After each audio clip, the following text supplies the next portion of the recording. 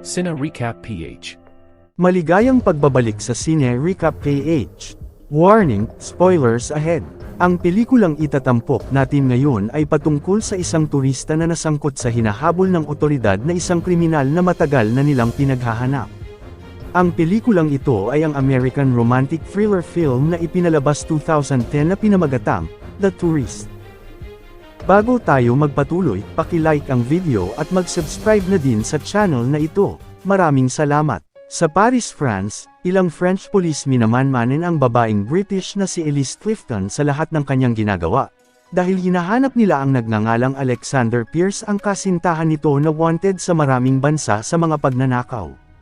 Binabantayan nila si Elise na maaaring makakapagturo sa kinaroroonan ng sospek kung saan sa isang kainan may lumapit na deliveryman sa kanya.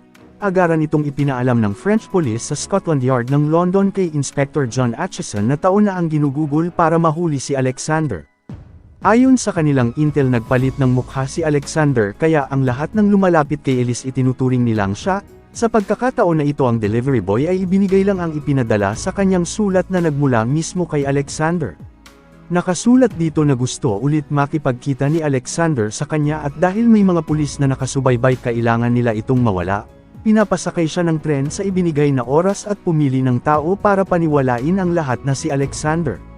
Pagkatapos ipinasunog kay Elise ang sulat upang walang makakaalam sa kanilang plano. Ipinasalba ni John ang sulat sa mga tao ngunit huli na ang lahat pero pinatabi niya ito. Agad nagtungo si Elise sa istasyon ng tren na agarang sinundan ng mga pulisya, ngunit hindi na nila ito nahabol pa sa dami ng lumabas na mga tao. Dahil sa kapalpakan na paggalitan si John ng Chief Inspector nang hindi nasundan si Elise, malaking pera ang hinahabol nila kay Alexander na hindi nagbayad ng tax sa mga ilegal na assets at kailangan nila itong makuha kahit anong mangyari. Gayunpaman, isang eksperto ang ipinatawag nito para makakuha ng impormasyon sa nasunog na sulat.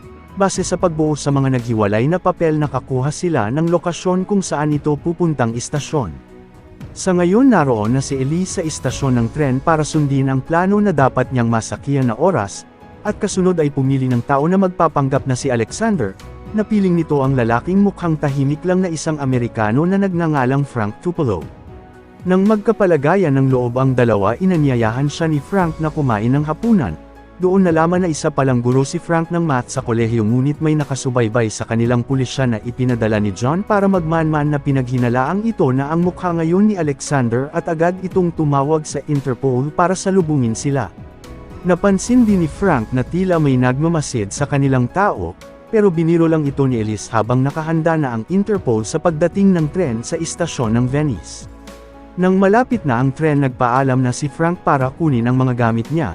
Nalaman naman ni John sa nabuong sulat na naghanap lang si Elise na magpapanggap na si Alexander. Nakakuha din ng impormasyon ng pulis na isa itong math teacher, o sa madaling salita, isa lang itong turista malayo sa taong kanilang hinahanap, kaya pina-abort na ni John ang Interpol sa misyon kung saan sinusubaybayan pa din nila ang galaw ni Elise. Samantala, isang Russian mobster ang hinahabol din si Alexander na nagngangalang Reginald Shaw na ninakawan din ito ng $2 bilyong. Isa sa pulis siya ang nagbibigay ng tip sa kanya kung nasaan ito matatagpuan, kaya nagpunta ng Venice ang Russian. Sa mga oras na iyon, habang naghahanap si Frank ng kanyang pupuntahan, nakita ito ni Elise. Pinasakay siya nito sa bangkang sinasakyan at isinama sa tutuluyang hotel. Nagpakilala si Elise na mag-asawa ang dalawa na ikinagulat ni Frank at dinala sa pinakamagarbong kwarto ng hotel. Hindi lang ito simpleng silid dahil may iniwan din doon na mga gamit para kay Elise na kanyang masusuot sa paglabas, habang masaya din si Frank sa mga karanasan. Dumating na sa Venice ang Russian mobster para bawiin ang perang ninakaw sa kanya. Sa hotel lumabas si Elise at Frank para maghapunan na may kasamang date. Nagkapalagayan na ng loob ang dalawa, kaya naikwento ni Elise ang taong importante sa kanya kung saan gusto niya itong makita muli. Ngunit nagdadalawang isip din ito dahil ayaw niya ng dinidiktahan ng mga dapat gawin. May iniwang sulat si Alexander para kay Elise, isang imbitasyon ng sayaw na magaganap 2 gabi mula ngayon. Lumabas sa balkonahe si Elise para magpahangin pero may tao na nakamasid sa galaw niya. Sumunod naman si Frank para purihin ito sa ipinakitang kabutihan sa kanya, ngunit hinalikan siya ni Elise at agarang kinuhanan ng litrato ng mga tao sa paligid. Maging ang tauhan ng Russia, nakita rin sila na iniisip si Frank ay si Alexander Pierce. Matapos nito pumasok na si Elise sa kanyang kwarto para matulog, gusto man ni Frank sumunod pero nirerespeto niya si Elise at sa sala na ito natulog. Kinabukasan nang magising si Frank nalaman niyang umalis na si Elise, nang puntahan niya ang kwarto nito para tingnan dumating ang mga tauhan ni Shaw para dakpin siya sa pag-aakalang siya si Alexander Pierce. Pero nagawang makatakas ni Frank sa pagdaan sa bintana patungo sa itaas. Nakita siya ni Elise na naglalakad sa labas at nag-alala sa kanya habang nakasubaybay ang mga pulisya. Gusto man itong iligtas ng officer subalit hinayaan lang ito ni John dahil iniisip niyang ginagawang panggulo ang guro upang hindi masundan si Elise. Patuloy na hinahabol si Frank ng mga Russian hanggang sa wala na itong matatakbuhan. Ang lokal na pulisya inakalang magpapakamatay ito at nang muntikan ng abutan si Frank nagawa niyang makatalon at tumakas subalit inaresto siya ng mga pulis. Dinala si Frank sa presinto para imbestigahan kung saan sinabi niya ang mga nangyari na may nakilala itong babae. Pansamantala muna siyang ikinulong roon upang magpalipas ng gabi ngunit maya-maya pa bumalik ang inspektor para ilabas siya ng kulungan. Isinakay siya sa bangka para dalhin sa ligtas na lugar dahil may naghahanap daw sa kanya at malaki ang nakapatong sa kanyang ulo, ngunit ipinagkanulo pala ito ng pulis sa tauhan ng Russian mobster para makuha ang perang ibabayad sa makapagbigay sa kanila kay Alexander na inakala nila na siya. Gayunpaman, dumating si Elise sakay sa isang bangka para iligtas si Frank sa paghila sa sinasakyan nito, ngunit nakasunod ang mga Russian na tumalon sa bangka ni Elise. Napigilan ito ni Elise subalit muntikan na siyang mabaril buti na lang nailigtas siya ni Frank at nagpatuloy sa pagtakas kung saan nahabol ulit sila ng iba pa. Nakaakyat ang Russian sa bangka na muntik nang makuha si Frank, pero umatras si Elise para iligtas ito kung saan matagumpay silang nakatakas na ikinagalit ng Russian mobster ang kapalpakan ng mga tauhan. Nang makatakas na ang dalawa, pinakawalan ni Elise si Frank na ipinagtataka nito kung paano niya iyon nagawa at marami pang katanungan sa mga nangyayari. Inamin ni Elise na dahil hinalikan niya ito dahilan ng siya ngayon ang hinahabol ng lahat bilang pinagkamalan siyang si Alexander Pierce. Gusto nang tapusin ni Elise ang lahat nang wala nang madadamay pa pero hindi pinagsisihan ni Frank na hinalikan niya ito dahil mayroon na siyang nararamdaman para kay Elise. Medyo hindi na nagugustuhan ni Elise ang mga nangyari dahil maging siya ay nahuhulog na din kay Frank. Dinala na niya ito sa airport para na rin sa kaligtasan ni Frank at nag-iwan ng pera na kanyang magagamit sa kabila ng labag sa loob ng dalawa ang kanilang paghihiwalay. Matapos nito nagtungo si Elise sa Scotland Yard kung saan lumabas na isa pala siyang alagad ng pulisya na nasa pag-iimbestiga ng money laundering. Ang totoo ipinadala ni John si Elise bilang undercover police para kay Alexander subalit na in love si Elise sa kriminal dahilan nang nasuspend ito sa serbisyo. Gayunpaman, nakahanda na si Elise na isuko si Alexander sa pulisya kaya nakipagsundo ito para sa dadahuhan niyang sayawan na imbitasyon ni Alexander. Kinagabihan nagpunta si Elise sa ball para dumalo sa inorganisa ni Alexander na party. Pinagtitinginan siya ng lahat habang nakabantay ang buong kapulisan sa paglabas ni Alexander sa bago nitong mukha. Isang lalaki ang lumapit sa kanya doon na inakala nilang siya pero hindi pala ito si Alexander. Naghanap pa si Elise at isang sulat ang iniwan sa kanya ngunit nang habulin niya ang nagbigay na hinihinalang si Alexander dumating si Frank, na hindi dapat naruroon na ngayon ay gusto na siyang ipaglaban. Nagkataon din na sasayaw ang lahat kaya wala nang nagawa si Elise kundi makisayaw kay Frank. Ipinagtataka ni Elise kung paano ito nakapasok dahil wala naman siyang imbitasyon. Inihayag ni Frank na nagpanggap itong mag-asawa sila para makapasok ngunit pinipilit siya ni Elise na umalis para na din sa kanyang kaligtasan, pero tumanggi si Frank hanggat hindi siya kasama. Upang umalis si Frank sinabi ni Elise ang katotohanan na ginamit niya lang ito simula pa ng umpisa para sa kanyang mga plano. Ayaw pa din sana umalis ni Frank ngunit kinuha siya ng mga pulis upang hindi makaabala sa kanilang operasyon na inakala ni Elise umalis na ito.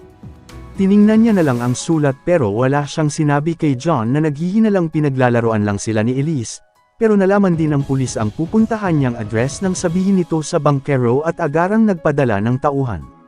Ngunit hindi lang pala sila ang nakasunod kay Elise dahil naroon din ang mga Russian na nakasubaybay sa kanya. Hawak naman ng pulis si Frank na iniisip siya si Alexander para singilin ng pagkakautang niyang tax na nagkakahalaga ng 700 million pounds. Pero ang totoo binibiro lang ni John si Frank dahil alam niya ang totoo na hindi ito si Alexander. Minaliit niya ang guro na panira lang ito sa kanilang operasyon na nagkakahalaga ng malaki kung saan nagmukhang nanliit si Frank sa mga sinasabi ng pulis. Maya-maya pa dumating na si Elise sa sinasabing address na kanyang pupuntahan, ngunit nakasunod doon ang Russian mobster na si Sho para bawiin ang perang ninakaw sa kanya. Dumating din sa labas ang mga pulisya para maghanda at malaman ang mga nangyayari sa loob. Iniisip ni Sho na hindi talaga darating doon si Alexander at hinalang ipinadala lang sa kanya ang pera. Hinahanap nito ang safe ngunit itinatanggi ni Elise ang kinaroroonan nito dahil hindi niya alam. Nakikita naman ng kapulisan ang mga nangyayari na nasa panganib ang buhay ni Elise pero ayaw magbigay ni John ng udyat na magpaputok hanggat hindi lumabas si Alexander. Pinipilit din ito ni Frank na iligtas si Elise pero inamin ng pulis na isa si Elise sa kanila na eksperto sa undercover operation at ipinadala para manmanan si Alexander.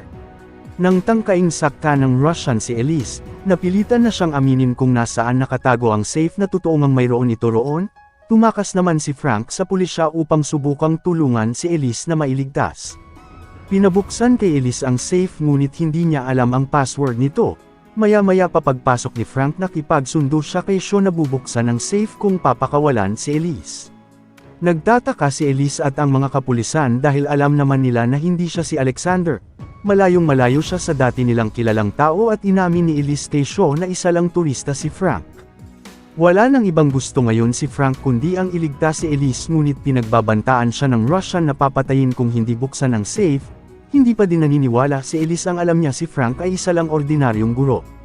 Ayaw pa din pumayag ni John na magpaputok dahil naniniwala siyang darating si Alexander para kay Elise.